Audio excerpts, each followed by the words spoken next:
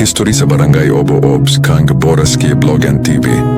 Kabalo ba mo nga nung Obo-Ob ang tawag ani nga lugar? Ang Barangay Obo-Ob nahimutang sa Bantayan Island, Cebu, ug usa kini sa 25 ka barangay sa lungsod sa Bantayan. Pero asa man gyud gikan ang ngalan nga Obo-Ob? Sumala sa usa ka lokal nga traditional explanation, ang ngalan mahimong gikan sa usa ka kabibe nga adunay porma nga sama sa 5 ka tudlo nga makita kaniadto sa baybayon. Aduna pud laing tradisyonal nga pagsaysay nga ang ubu-ub o obo-ob nagtumong sa mga bakawan o mangrove nga nagpanalipod sa baybayon.